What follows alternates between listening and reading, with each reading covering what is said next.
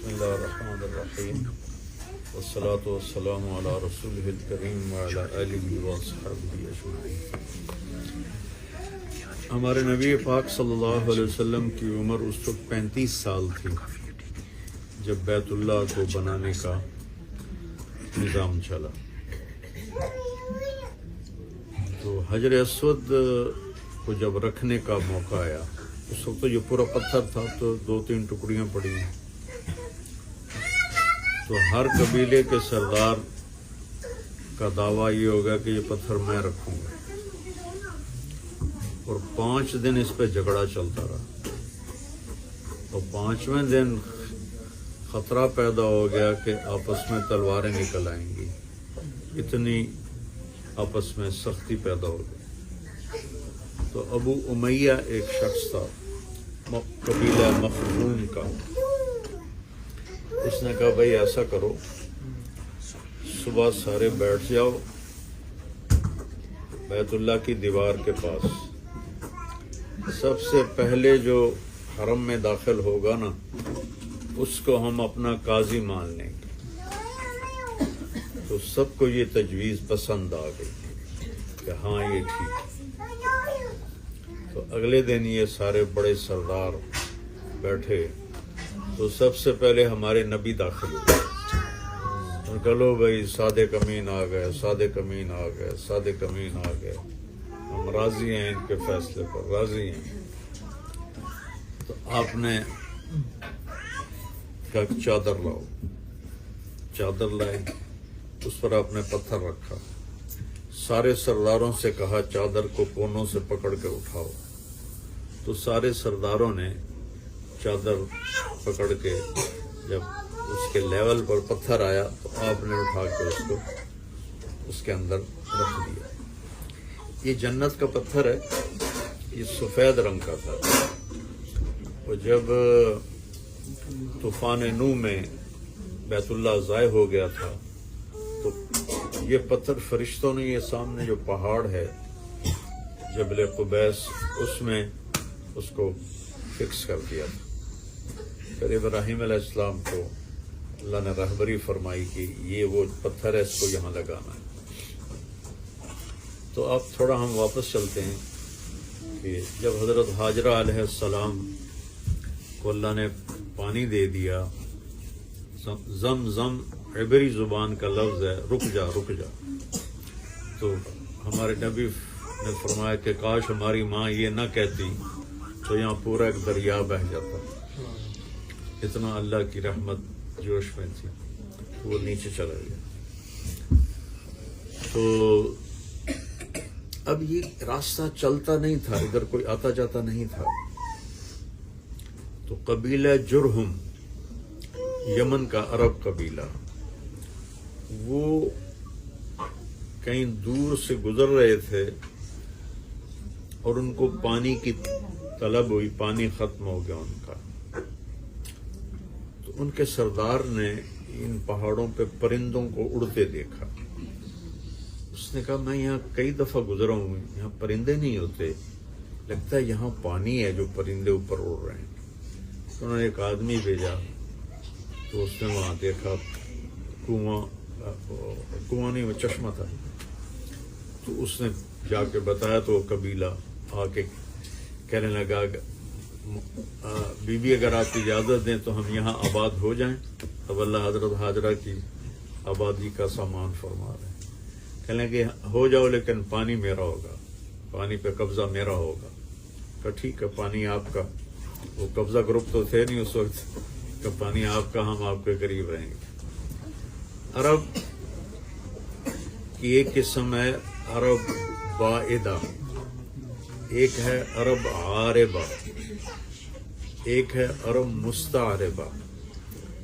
بائدہ کہتے ہیں جو مٹ گئے، قوم عاد، قوم سمود، قوم عمالقہ، یہ عرب تھے، ان کی نشانی مٹ گیا، نسلیں مٹ گئی۔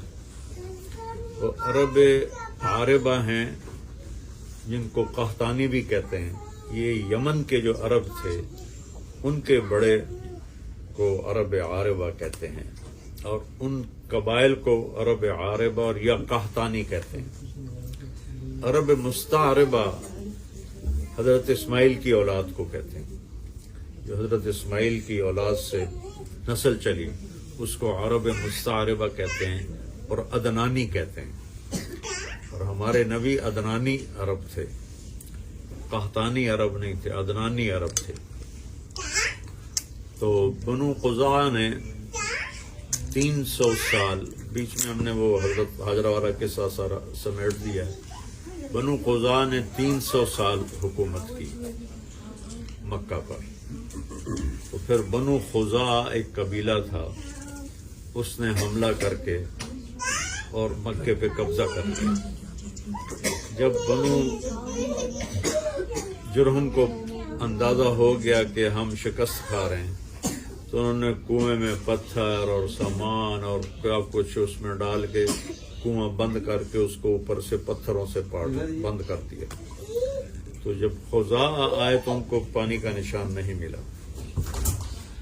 تو کوئی 350 سال حکومت کی بنو خزاع نے. تو ان کے سردار کو قصی اس وقت مشہور ہوئے. قصی بن کلاب جو ہمارے نبی محمد بن عبداللہ بن عبد المطلب بن ہاشم بن عبد مناف بن قصی بن کلاب بن مرہ بن کعب بن لوئی بن غالب بن فہر بن مالک بن نضر بن کنانہ بن خزیمہ بن مدرکہ بن الیاس بن معد بن عدنان، یہ عدنانی عرب ہیں. تو قصی جو تھے وہ بڑے مشہور ہوئے اور انہوں نے قریش کے قبائل کو اکٹھا کرنا شروع کیا. قریش کا نام تھا فہر، وہ میں نے پہلے بھی بتایا تھا. تو بنو خزاع کے سردار کو شراب کا مشکیزہ دے کر مکے کی حکومت لے لی. نشہ پلا تھا، شراب کے مشکیزے پر اس نے سائن کر لیے کہ مکے کی حکومت تمہاری. تو قصی کا قبضہ ہو گیا تو قریش کے قبائل اکٹھے ہونے شروع ہو گئے. قصی کے بیٹے تھے عبد مناف جو اتنے خوبصورت تھے کہ ان کو مکے کا چاند کہا جاتا تھا. ان کے 4 بیٹے تھے. ایک کا نام تھا مطلب، ایک کا نام ہاشم، ایک کا نام نوفل اور ایک کا نام عبد شمس. ان کے یہ 4 بیٹے تھے. تو عبد مناف کے مرنے کے بعد خاندان والوں نے مطلب بڑے بیٹے تھے ہاشم کو سردار بنایا. تو بہت ذہین تھے، بہت قابل تھے. یہ رحلۃ الشتاء والصیف، ایک سفر سردی کا ایک گرمی کا انہوں نے جاری کیا اور ان یمن اور شام سے تجارتی تعلقات قائم کیے. تو اس پر جو عبد شمس کا بیٹا تھا امیہ، اس نے اختلاف کیا کہ چھوٹا کون سردار بنے، بڑے کو سردار بنا.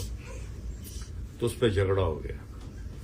تو اس زمانے میں عرافہ عورتیں ہوتی تھیں نجومی ٹائپ، ان کے پاس جھگڑا جایا کرتا تھا. تو اس نے ہاشم کے حق میں فیصلہ دے دیا اور یہ شرط طے پائی تھی کہ جو ہارے گا وہ 10 سال مکہ چھوڑ دے گا. تو جب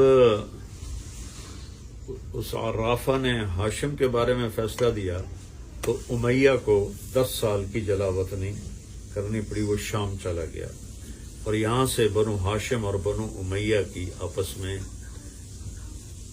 ایک نفرت شروع ہوئی.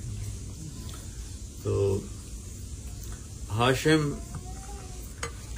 تشریف لے گئے تجارت کے لیے، غزہ جانا تھا. تو مدینے پہنچے تو ایک یہودی عورت نے، ہمارے نبی جس باپ کی پشت میں آتے تھے اس کے ماتھے پر نور نبوت چمکتا تھا. تو یہودی عورت نے آپ کو دیکھا تو کہنے لگے ہاشم ایک رات میرے ساتھ گزار لو. وہ کہنے لگے میں عزت دار آدمی ہوں، میں یہ گناہ کر سکتا ہوں. تو انہوں نے اگلے دن وہیں سلمہ ایک بنو نجار کی عورت تھی، اس سے شادی کر لی. تو تیسرے چوتھے دن اب بازار سے گزرے تو وہی عورت آگے سے آ رہی تھی. تو ہاشم نے کہا تم مجھ سے گناہ کی دعوت دے رہی تھی, شادی کر لو.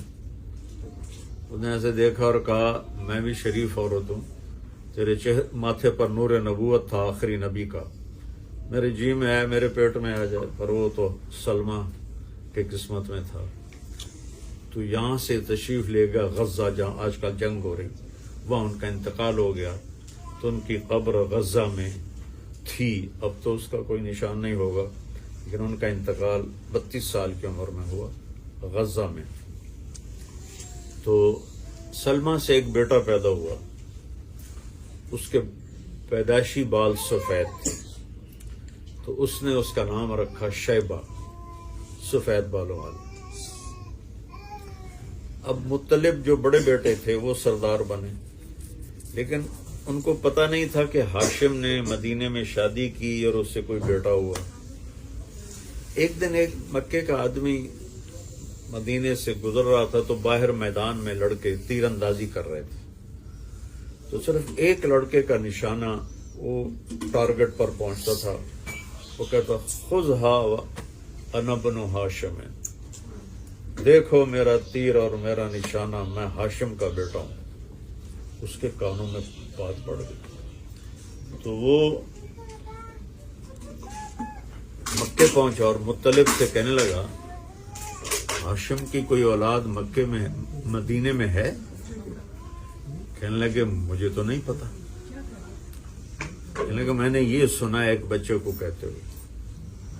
تو انہوں نے وہیں اپنی اونٹنی کو اٹھایا اور بھاگم بھاگ مدینہ پہنچے, تو بالکل ہاشم کی تصویر تھے شیبہ. تو انہوں نے ان کی ماں سے جا کے درخواست کی کہ یہ بچہ ہماری نسل کا ہے, ہمیں دے دو. ماں نے انکار کر دیا کہ میرا بھی یہ ہے تو میں کیسے زندگی گزاروں.